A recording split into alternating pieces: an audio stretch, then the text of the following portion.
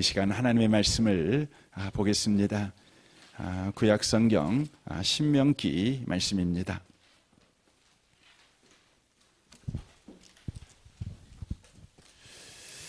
신명기 30장입니다.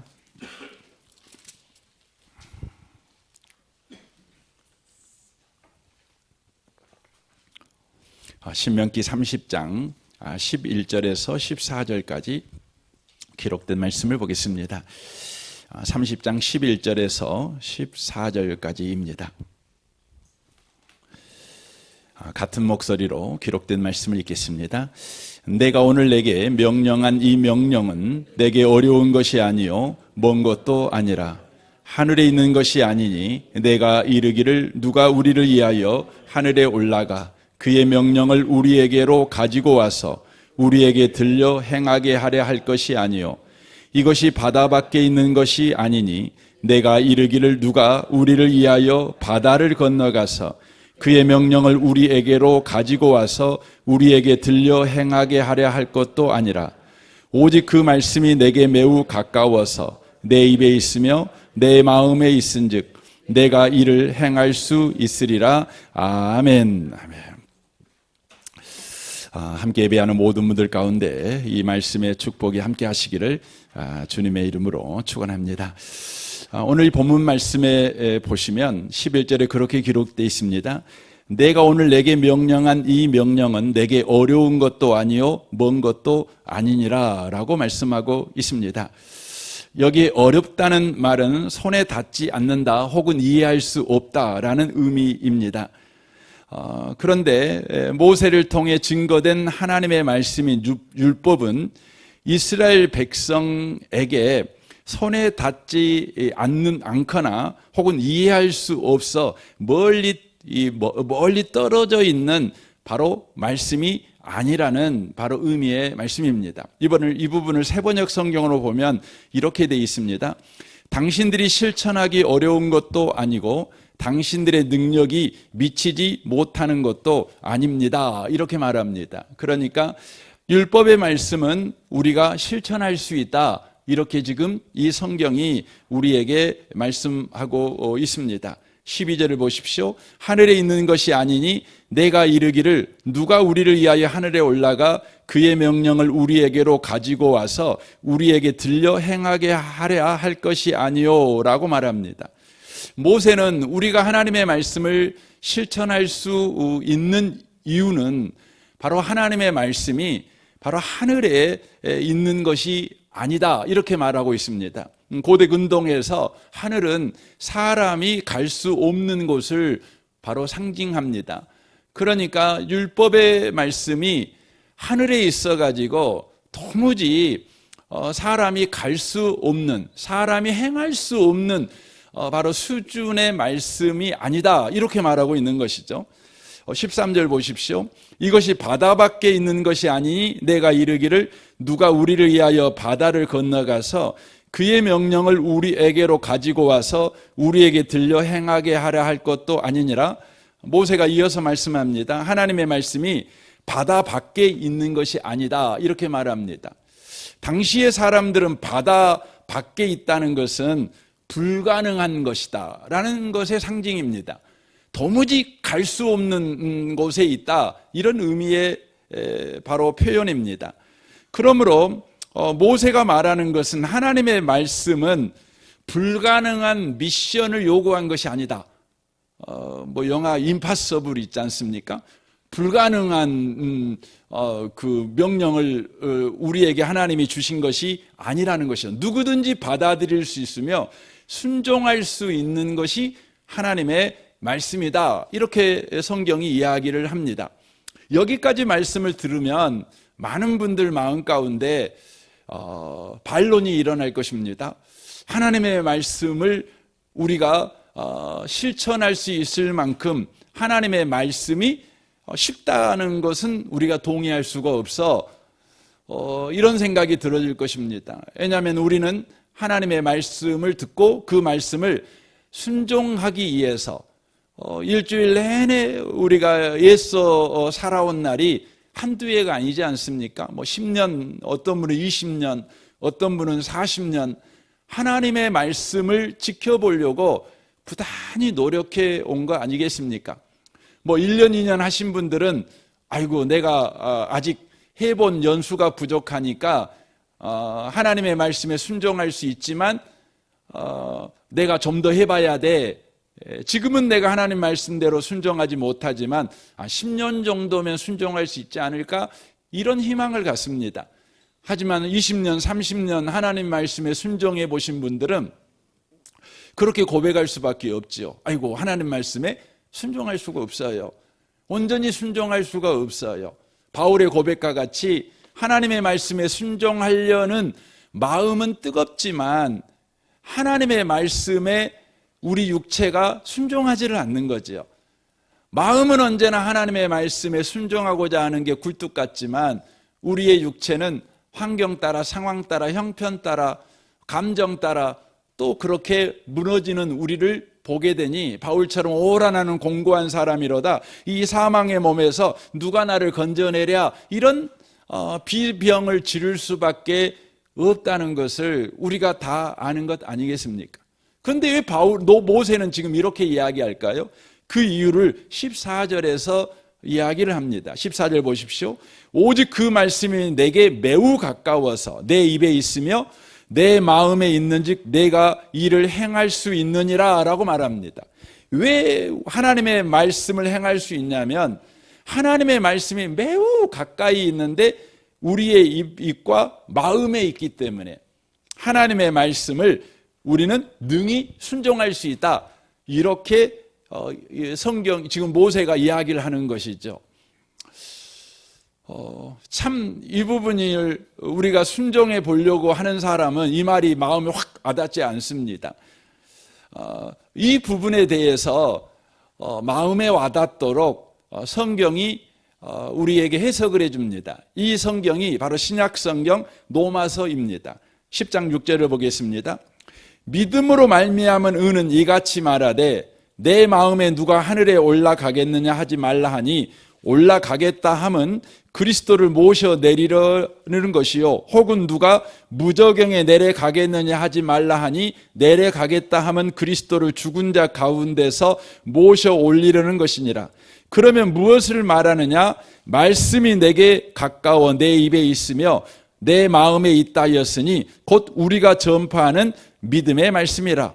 네가 만일 내 입으로 예수를 주로 시인하며 또 하나님께서 그를 죽은 자 가운데서 살리신 것을 네 마음에 믿으면 구원을 받으리라. 이렇게 되어 있습니다. 그러니까 하나님의 말씀이 우리 입에 있고 우리 마음에 있기 때문에 우리는 하나님의 말씀에 순종할 수 있대요. 이것을 로마서에서는 이 구약의 모세를 통한 하나님의 계시의 말씀을 신약에서 바울 사도는 예수 안에서 이렇게 해석하고 있는 겁니다. 이 말은 이런 의미의 말씀이에요.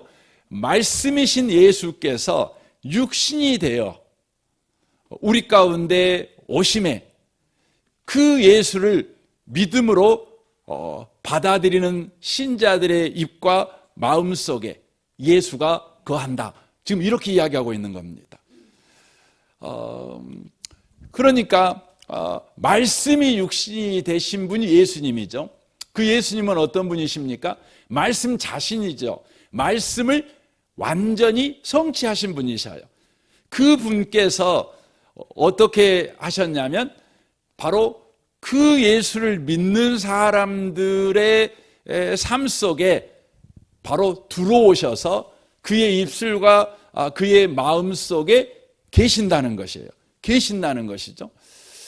그리하여서 그의 입으로 그의 마음으로 예수를 주라 시인하고 주라 고백하면 그것이 곧 바로 율법의 말씀을 온전하게 행한 것이 된다. 이렇게 성경이 이야기를 하는 것입니다. 제가 오늘 새벽에 이런 말씀을 드렸어요. 여러분 율법의 말씀은 그거 아닙니까? 잘하면 복받고 못하면 저주받는다는 거죠. 인가율입니다. 인가율.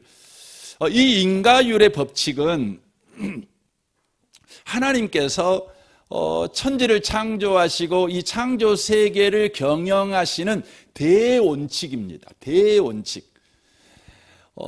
그러니까 심는 대로 거두는 법칙. 이것은 창조 세계를 경영하시는 하나님의 대원칙이에요. 대원칙이에요.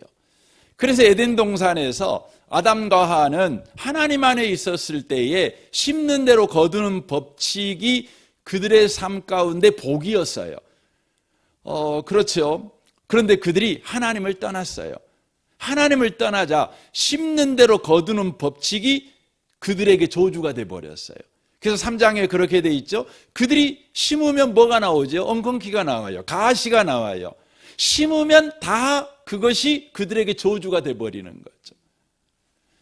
하나님은 우리를 사랑하셔서 심는 대로 거두는 법칙 아래에서 고통받는 인생을 구원하기를 원하셨어요. 하나님은 선의를 가지고 창조한 세계가 심는 대로 거두는 법칙 속에서 복을 누리기를 원하셨지만 인생이 하나님을 떠나자 심는 대로 거두는 법칙이 인생에게 저주가 되어 한숨과 고통으로 신음하는 인생이 돼버린 거예요. 돼버린 거죠. 그래서 여러분 세상에는 다 그런 이야기가 있지 않습니까? 하나님을 믿든 안 믿든 간에 세상 종교가 그걸 막 강조하죠. 뭐 종교가 없어도 다 그렇게 생각합니다. 자신에게 무슨 일만 있으면 내가 뭔 죄를 지어서, 더 나아가 내가 전생에 뭔 죄를 지어서, 그 말이 뭐겠어요? 내가 뭔가를 심었으니까 이런 불행이 내게 지금 열매로 주어졌다, 이렇게 생각을 하는 것이죠. 사랑하는 성도 여러분, 우리는 심는 대로 거두는 법칙 때문에 복 가운데 참여하지 못하고 저주 아래 있어요. 그것은 심는 대로 거두는 법칙이 문제가 생긴 것이 아니라 바로 인생이 하나님 안에 있지 않고 하나님을 떠난 것 때문에 생겨난 문제인 것이죠. 우리 하나님은요, 저와 여러분들에게 그 심는 대로 거두는 법칙 속에서 저주받는 저와 여러분을 구원하기 원하셨어요. 그래서 어떻게 하십니까?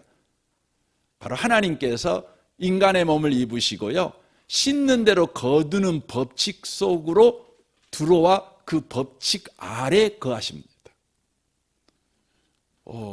여러분, 예수님이요, 창조주가 여러분 심는 대로 거두는 법칙 속으로 들어오셨어요. 이게 뭐냐면 성육신이에요. 성육신이에요. 그런데 여러분, 예수님은 의인이시잖아요. 그러므로 예수님은 저주받을 필요가 없죠. 그런데 우리 예수님께서 저주받죠. 십자가의 저주를 받죠. 왜 십자가의 저주를 받습니까? 바로 심는 대로 거두는 법칙에 적용을 받는 저와 여러분의 인생이 바로 저지른 죄악 때문에 십자가의 고통을 우리가 받아야죠. 인생 내내 십자가의 고통을 받다가 십자가에서 죽어버리는 것이 저와 여러분의 인생이고 운명이에요. 그런데 우리 예수께서 심는 대로 거두는 법칙을 받을 필요도 없지만 심는 대로 거두는 법칙 아래로 들어오셔서 바로 심는 대로 거두는 법칙으로 고통받는 저와 여러분의 죄, 그 죄는 반드시 십자가의 고통과 십자가의 죽음을 열매로 낳아요. 그런데 예수가 대신 십자가에서요, 바로 심는 대로 거두는 법칙으로 죽어야 될 저와 여러분의 죄의 벌을 지고 죽으신 거예요. 그러므로 저와 여러분은 이제 어떻게 되었어요?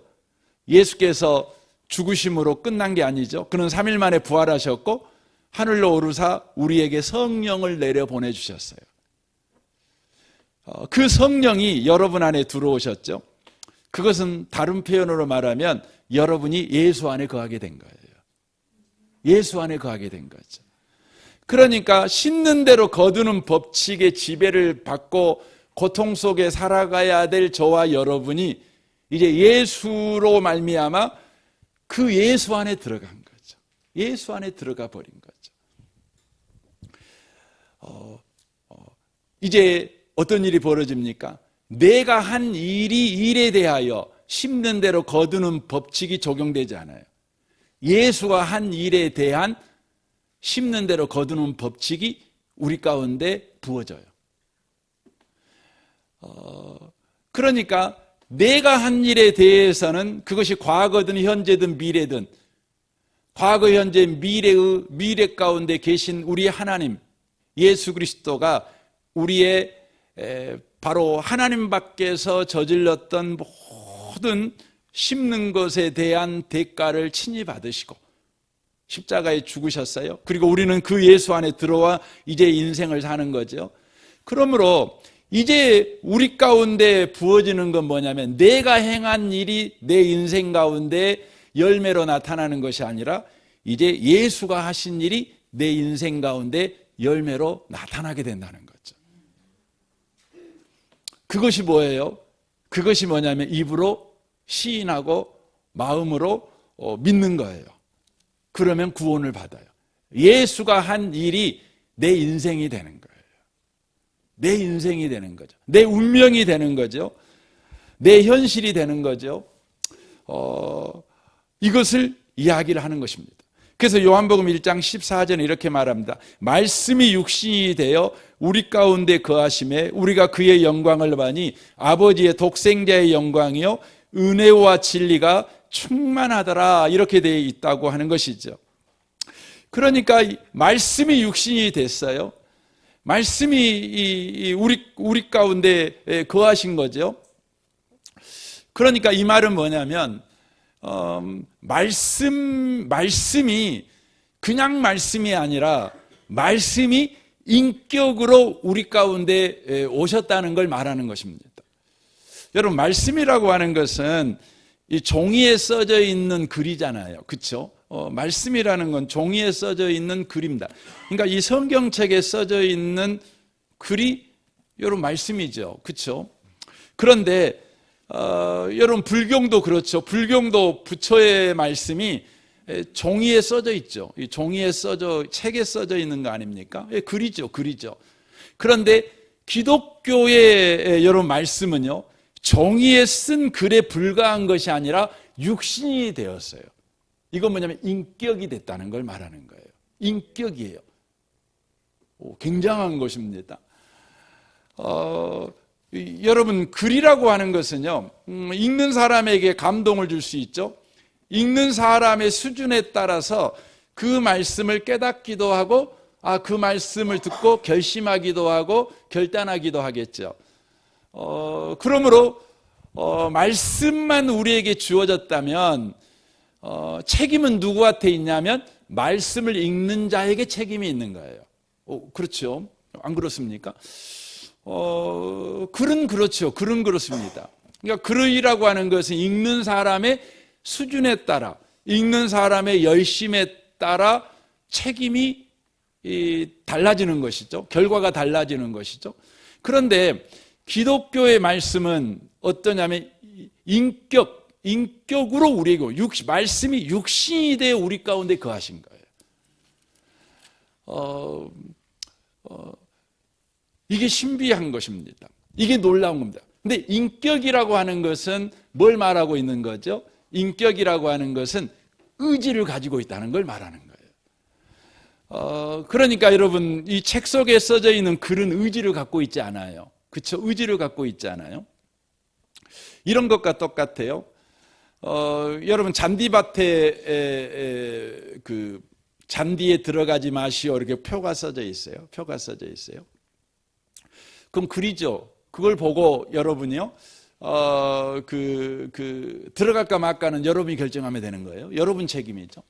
근데 학교 선생님이 잔디밭 앞에 서가지고 잔디밭에 들어가지 마시오 하고 딱 들고 있어요. 여러분, 그건 뭐죠? 그냥 글이 아니에요. 이 글을 들고 있는 분이 누구예요? 선생님이에요. 그러니까 잔디밭에 못 들어가게 하겠다는 거예요. 그렇죠? 인격자가 말씀을 들고 있는 것은 전혀 다른 문제예요. 못 들어간다는 거예요. 들어가려고 한다면 네 책임을 묻겠다는 것이 아니라 못 들어가게 내가 막겠다는 거예요. 이게 들어가 있는 거예요. 그러니까 말씀이 글로만 우리에게 주어졌다면 그것은 우리의 책임이죠. 그런데 이제 이 신명기의 말씀을 예수님이 이제 성취하셨는데 그 예수님이 누구시냐? 그러면 말씀이 육신이 되어 우리 가운데 거하시는 분이셔요. 그래서 이렇게 하나님 말씀 이렇게 했죠. 너는 하나님만 섬겨야 돼, 네 이웃을 사랑해야 돼 하고 주님이 딱 편말을 두르고 있어요. 그냥 책으로만 읽었을 때는 아이고 이 말씀대로 내가 살아야 되는구나 이렇게 해야 되지만, 그리고 내 책임이지만 그 말씀을 딱 듣고 있는 그 순간 뭐가 되는 거죠? 바로 예수님께서 내가 너를 이 말씀대로 사는 사람이 되게 만들어 버릴 거야 라는 바로 의지가 들어가 있는 거예요. 여러분 이걸 잘 이해하셔야 돼요. 그래서 성경에 보면 여러분 세상의 모든 종교는 우리한테 글만 줘요. 말씀만 주고 글만 줘요. 그러므로 세상의 모든 종교를 따르는 그들의 신자들은 뭐 해야 돼요? 그들 스스로가 노력해야 돼요. 구도를 해야 되는 거죠. 그래서 구도 종교라고 그러죠. 근데 우리 기독교는 뭐라고 그러죠? 계시 종교라고 그래요. 계시 종교가 뭐예요? 하나님이 자기 뜻을 열어 보여주신 거예요. 하나님이 열어 보여주신 거죠. 하나님이 말씀하신 거죠. 그러니까 이건 뭐냐면 인격자가 말씀하신 거예요. 이 말은 내가 그렇게 해버리겠다는 하나님의 의지를 보여주는 거죠. 그래서 이사야 42장에 보면 이런 말씀이 나옵니다. 내가 붙드는 나의 종, 내 마음에 기뻐하는 자, 곧 내가 택한 사람을 보라. 내가 나의 영을 그에게 주었은즉 그가 이방의 정의를 베풀리라. 그는 외치지 아니하며 목소리를 높이지 아니하며 그 소리를 거리에 들리게 하지 아니하며 상한 갈대를 꺾지 아니하며 꺼져가는 등불을 끄지 아니하고 진실로 정의를 행할 것이며 그는 쇠하지 아니하며 낙담하지 아니하고 세상의 정의를 세우기에 이르리니 섬들이 그 교훈을 앙망하리라 라고 말씀합니다. 하나님께서 우리에게 구원을 주기 위해서 무슨 일을 하시냐면 인격자를 보내주시겠대요. 인격자. 여러분 세상의 종교는요 구원을 주기 위해서 뭘 주냐면 이렇게 살아라 저렇게 살아라고 하는 말씀만 줘요. 책만 줘요. 그런데 성경은 우리에게 구원을 주기 위해서 뭘 주겠다고 말씀하냐면 인격자. 그래서 보세요. 1절 다시 한번 읽겠습니다. 내가 붙드는 나의 종, 내 마음에 기뻐하는 자, 곧 내가 택한 사람을 보라. 내가 나의 영을 그에게 주었은즉 그가 이방의 정의를 베풀리라. 사람을 줘요. 인격자를 줘요. 그러면 그 인격자가 뭐 하는 거죠? 정의를 베풀리라. 의지를 가지고 행하지요. 그는 외치지 아니하며 목소리를 높이지 않아요. 그는 말만 하고 다니는 분이 아니에요. 그는 뭐하고 다니냐면 보세요. 상한 갈대를 꺾지 않고 꺼져가는 등불을 끄지 않고 진실로 정의를 시행할 것이며 라고 말합니다. 행동으로 그걸 보여주신다는 거죠. 더 보면 그는 쇠하지 아니하며 낙담하지 아니하고 세상의 정의를 세우기에 이르리니 섬들이 그 교훈을 앙망하리라 라고 말씀하십니다. 그러니까 신명기 30장에 하나님의 말씀은 지키기 쉽다. 근데 우리는 지켜보려고 하면 너무 어려워요. 근데 쉽대요. 그 이유가 뭐냐면 하나님께서 우리에게 말씀을 우리 입과 마음에 주신다. 그런데 이것을 바울 사도가 어떻게 다시 의미를 말하냐면 예수 안에서 이 부분이 이렇게 성취됐다는 걸 이제 로마서 10장에서 말을 하고 있다는 거죠. 그게 뭐예요? 바로 인격자가 우리에게 오셔서 그 말씀대로 우리 가운데 행하심으로 그 예수를 믿으면 그것이 곧 말씀을 지킨 것이다. 이렇게 이야기를 지금 하고 있다는 것입니다. 여러분 기독교는요 말로만 끝나는 게 아니에요. 여러분 주일날 여러분 설교를 듣죠. 오늘도 이 시간에 설교를 듣죠. 여러분 설교를 들을 때 오늘 좋은 말씀 듣고 갔다 이렇게 여러분이 생각할 수 있죠. 하지만 여러분과 제가 그렇게 들고 가면 여러분과 저는 기독교 신자가 말씀을 듣는 태도를 갖고 있는 것이 아니에요. 기독교 신자가 말씀을 듣는 태도는 뭐냐면 하나님께서 목사님을 통해 말씀하셨다 이렇게 들어야 돼요. 그 말은 무슨 말이냐면 인격자가 되시는, 그리고 이 말씀을 행하는 일에 의지를 가지고 열심을 가지고 행하시는 하나님께서 목사님을 통해서 말씀하셨다. 그러므로 이번 일주일 동안 하나님은 의지를 가지고 내 삶에 이 말씀을 이루어 가실 것이다. 그러므로 우리가 해야 될 일은 뭐예요? 믿음으로 반응하는 거예요. 어떻게 반응하죠? 믿음으로 반응하는 건 성경은 그렇게 마음으로 믿고 입으로 시인하는 거예요. 계속해서 그 말씀을 우리가 마음으로 믿고 입으로 시인하는 거죠. 그분을 믿는 거죠. 그렇게 말씀하신 그분을 믿는 거죠. 그 말씀을 이루시는 그분을 바로 믿는 것이죠. 그래서 여러분 기독교에서 세상에서는 사랑, 그러면 사랑은 여러분 뭡니까? 사랑은 여러분 좋은 말이지요. 사랑은 노래 가사지요. 사랑은 여러분 드라마의 주제 아니겠어요? 그러나 기독교의 사랑은 여러분 뭐예요? 기독교의 사랑은 인격이에요. 인격. 그래서 요한일서 4장 9절은 그렇게 돼 있죠. 하나님의 사랑이 우리에게 이렇게 나타난 바 되었으니 하나님이 자기 독생자를 세상에 보내심은 그로 말미암아 우리를 살리려 하심이라. 사랑은 여기 있으니, 보세요, 사랑이 여기 있어요.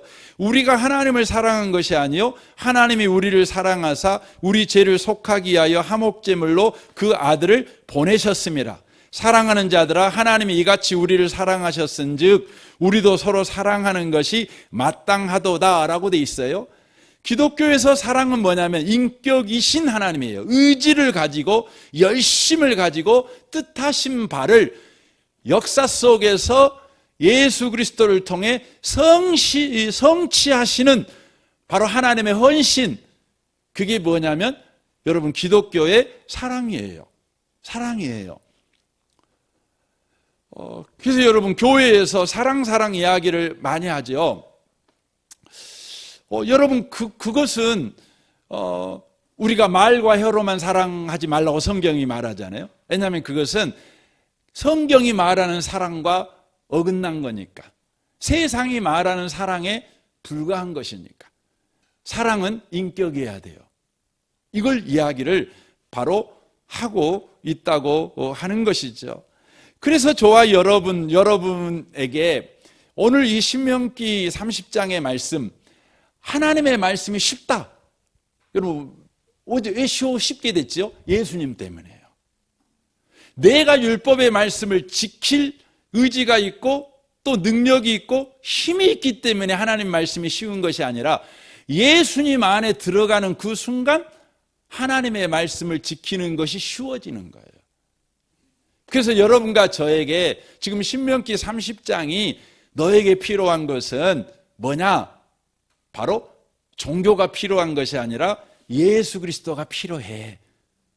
예수 그리스도가 필요해. 이렇게 말씀하고 있는 거죠.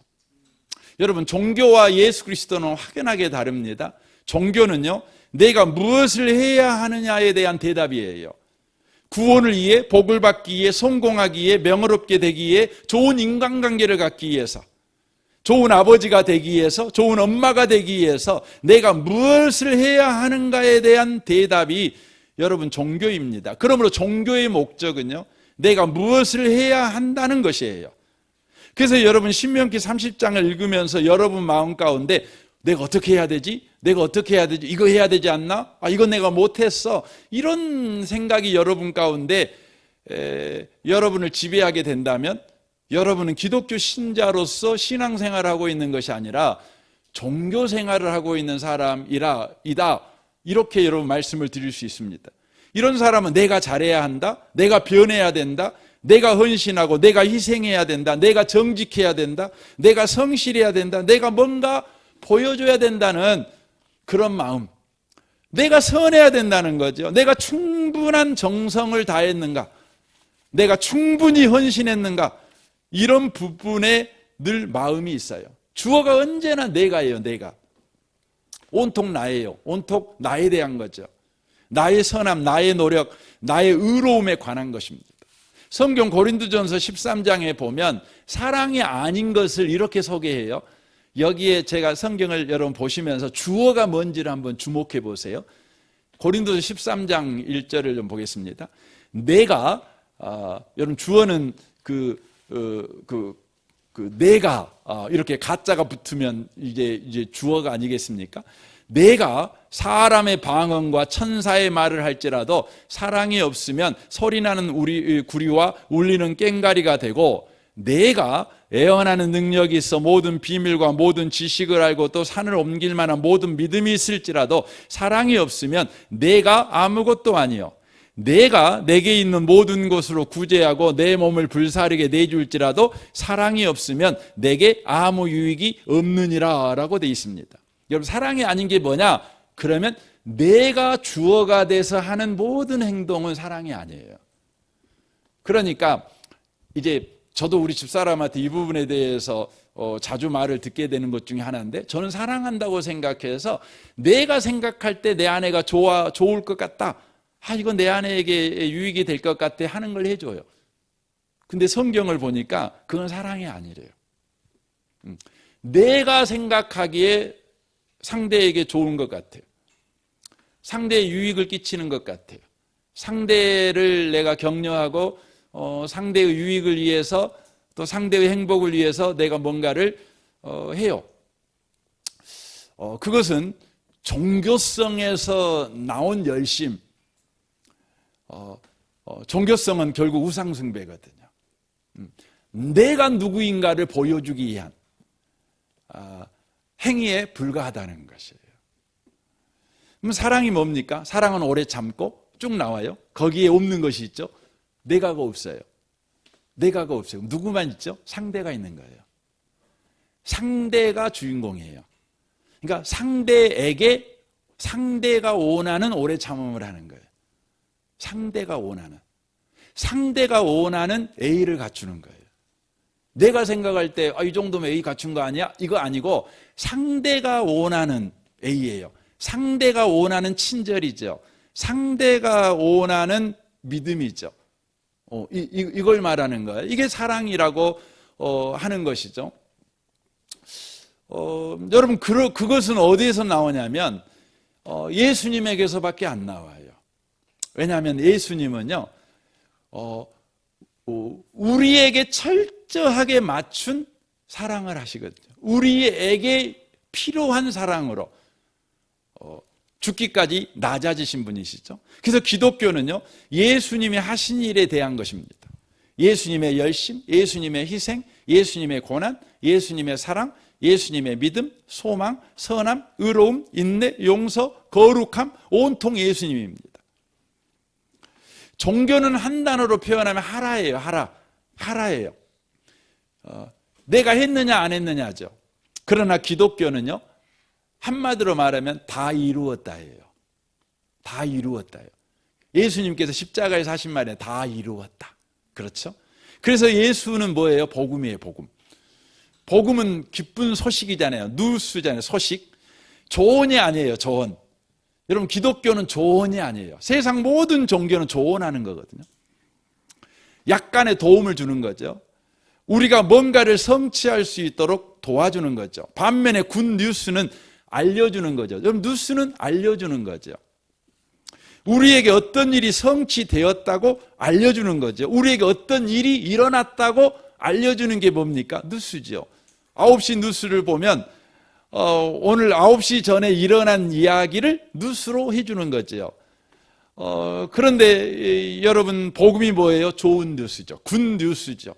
기쁜 바로 뉴스이죠. 대학에 합격했다고 알려주는 거죠.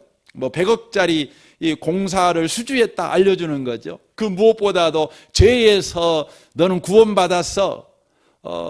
죽음에서 너는 해방됐어. 이렇게 이미 일어난 일, 이미 성취된 일, 이미 완료된 일을 우리에게 알려주는 것, 이게 뭐죠? 이게 복음이에요. 복음이에요. 그러니까 예수님께서 율법을 이미 완성해 버리셨죠. 이것을 우리에게 알려주는 게 뭐죠? 이게 복음이에요. 그 복음을 우리가 믿어서 어떻게 하는 거죠? 참여해요. 참여하는 방법이 뭐죠? 내 입으로 예수님을 주님이라고 시인해요. 아, 예수님은 그렇게 해서 나의 주님이 되신 분이십니다. 그렇게 우리가 믿는 거죠. 우리 마음으로 믿는 거죠. 그때 우리 가운데 어떤 일이 벌어지죠? 율법이 더 이상 우리에게 왜 이걸 안 지켰어? 라고 요구하지 않아요. 율법은 이미 우리에게 바로 성취된 바로 사건이기 때문에 그런다는 것입니다. 이 밤에 오신 사랑하는 성도 여러분, 이제 우리가 신앙생활을 해요. 신앙생활은 뭡니까? 신앙생활은 뭐냐면 예수가 이루어버리신 그 율법, 그래서 예수가 나의 주님이 되셨다, 나의 하나님이 되셨다, 이렇게 믿고 그 하나님 되시고 주님 되신 분에게 반응하는 거예요. 반응하는 거예요. 이게 신앙생활이에요. 그때 저와 여러분은 아주 신비한 일을 경험하게 되는데, 무슨 일을 경험하게 되냐면 율법의 말씀이 우리 가운데 행해지는 일이 벌어져요. 그러니까 여기서 행해진다는 표현보다는 이 표현이 더 좋을란가 모르겠어요.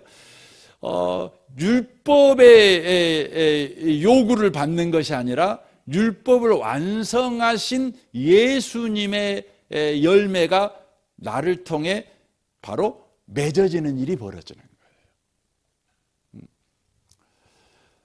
거예요. 그래서 여러분, 신앙생활은 뭐냐면 저와 여러분이요, 잘 해내는 사람이 되는 게 아니에요.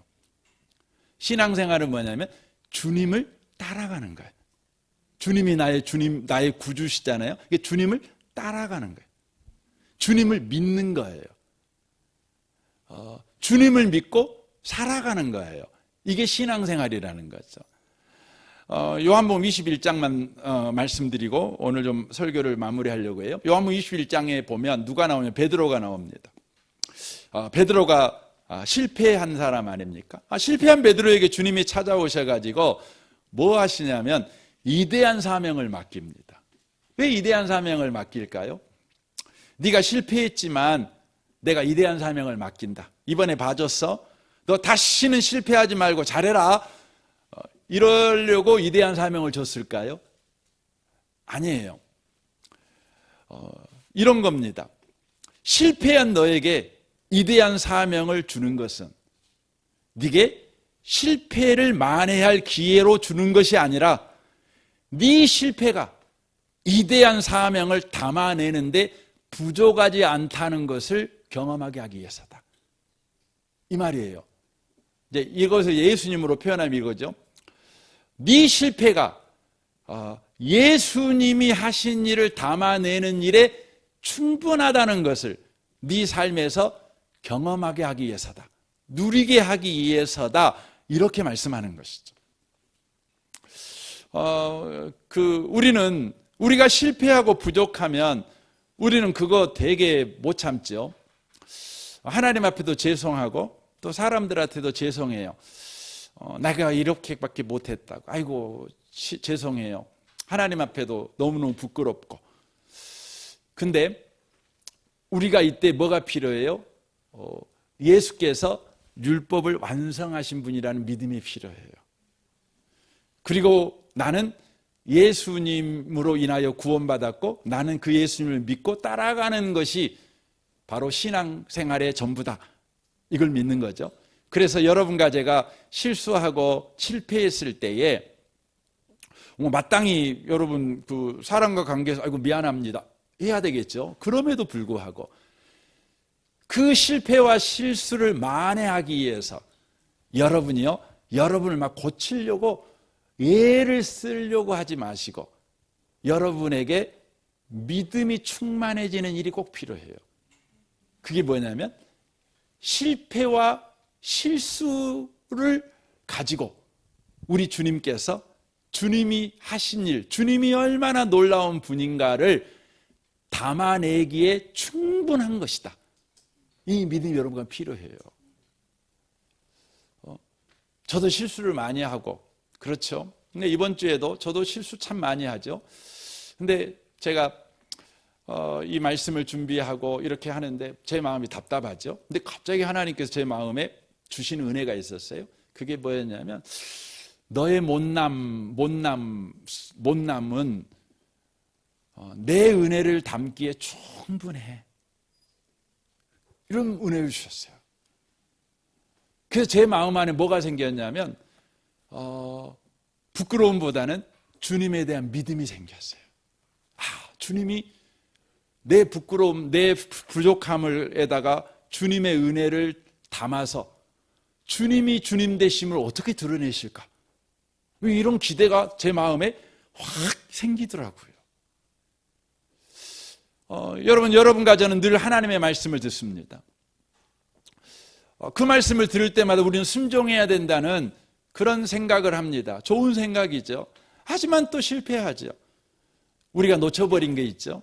하나님이 주신 말씀은 하나님께서 가슴팍에다가 그 말씀을 쓰고 내게 오신 말씀이에요. 지금 길거리에 붙여져 있는 뭡니까? 프랑카드가 아니에요. 하나님 말씀은.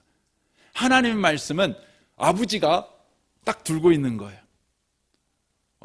아버지가 여러분 보면서 나는 너를 10등 안에 드는 애가 만들 거야 하고 딱 표를 딱 들고 있어요. 그러면 그건 뭔 말이에요? 그건요, 이제부터 아버지가 하겠다는 거예요. 아버지가 하겠다는 거예요. 아버지가 번 모든 돈을 투자하고 아버지가 지금까지 살아온 모든 경험을 다 동원하고 아버지가 알고 있는 일타 강사 다 동원해가지고 너를 꼭 10등 만들어내버리겠다는 거죠.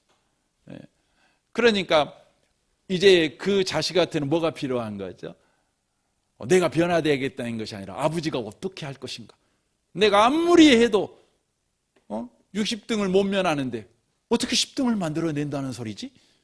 나는 아무리 해도 하나님 말씀을 못 지키는데 어떻게 하나님은 나를 하나님 말씀을 지켜내는 영광스러운 사람이 되게 하시겠다는 거지? 이 마음이 여러분과 저에게 생기셔야 한다는 거예요. 이게 고린도후서 4장 6절에 돼 있죠. 우리 같이 한번 이 말씀을 읽었으면 좋겠어요. 읽겠습니다. 어두운데 빛이라 말씀하셨던 그 하나님께서 예수 그리스도의 얼굴에 있는 하나님의 영광을 아는 빛을 우리 마음에 비추셨느니라. 우리가 이 보배를 질그릇에 가졌으니 이는 심히 큰 능력은 하나님께 있고 우리에게 있지 아니함을 알게 하려 함이라. 그렇죠? 질그릇이죠. 우리는 질그릇이 싫죠. 우리는 금그릇이 되기를 원하죠. 최소한 못해도 은그릇은 되기를 원하죠. 그렇죠? 은그릇까지는 안 들어도 코팅된 도자기는 되고 싶어 하잖아요. 근데 주님은 말씀해요. 너 질그릇이냐? 괜찮아. 그냥 그대로 있어라. 네 소원은 네가 금그릇으로 바뀌기를 원하지만 그거 꿈꾸지 말고 그냥 질그릇이 가져야 될 건 뭐냐면 금그릇으로 변화되는 걸 기대하는 것이 아니라 질그릇 속에 담겨있는 그 보배가 얼마나 큰지를 네가 기대해라. 그걸 말하는 겁니다.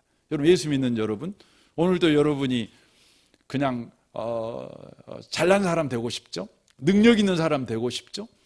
실수하지 않고 실패하지 않고 그냥 거룩으로 아주 그냥 제대로 인생을 한번 살아내보고 싶은 그런 사람 되고 싶지 않겠습니까? 근데 주님이 말씀하셔요. 뭐라고 말하냐면 그건 네가 가져야 될 꿈이 아니야. 너 살아봤잖아. 안 되잖아. 네가 해야 될 꿈은 네 그 모습이 보배를 담고 있다는 걸 믿는 거야. 주님이 네 그것 갖고도 영광스러운 인생을 만들어 쓰실 수 있다는 걸 믿는 게 중요해. 이렇게 말씀하는 것입니다. 이 밤에 여러분의 심령 속에 이 믿음이 생겨나시는 은혜가 있으시기를 주님의 이름으로 축원합니다. 아멘. 우리 같이 이 시간 기도하겠습니다.